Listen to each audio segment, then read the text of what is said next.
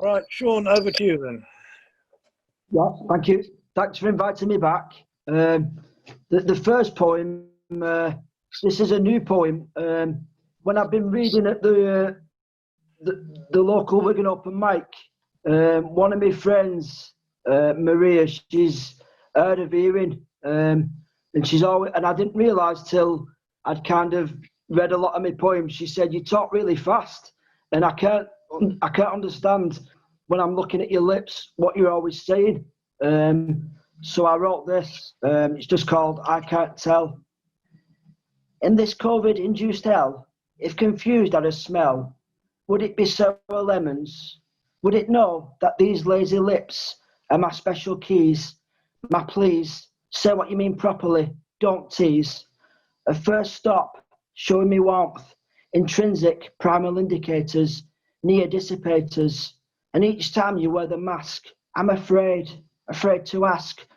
So I patiently study, because I'm the uneasy, queasy, lost lip reader who can no longer tell what's being said in this COVID-induced hell.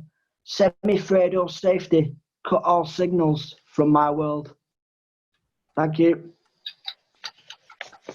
I come from Wigan, which is, it's just like more or less smack bang in the middle of Liverpool and Manchester. In Wigan, especially near where I live, we tend to have quite a lot of characters, really, just really interesting people. And I think with it being COVID, I've been thinking a lot lately of people who I've known who maybe aren't around anymore, and I think it's natural that you think, you know, what would they do in this kind of situation? And this poem's about one of my neighbours called Jimmy, and he was my first neighbour when I moved into my first adapted flat, my first adapted bungalow, and it was my first real piece of independence. And he was always like listening to old rockabilly stuff, and I was always listening to the Kinks of the Jam, and I wore a fishtail parka, so I think we looked like extras out of Quadrophenia and stuff.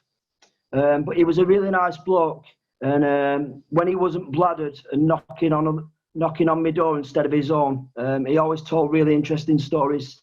So this is called Jimmy Next Door.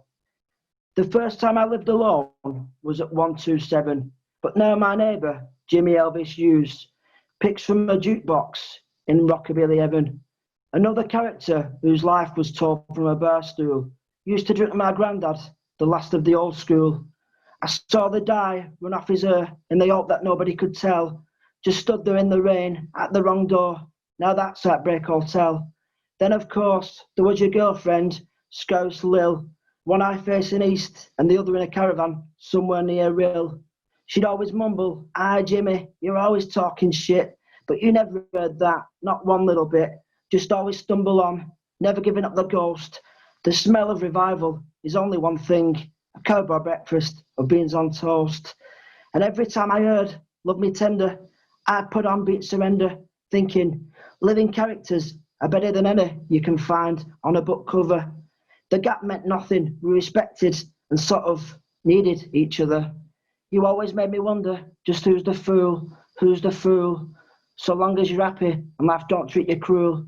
You used to drink my granddad, the last of the old school. Thank you. Thanks a lot. Cheers. Oh, thank you. Thank you very much.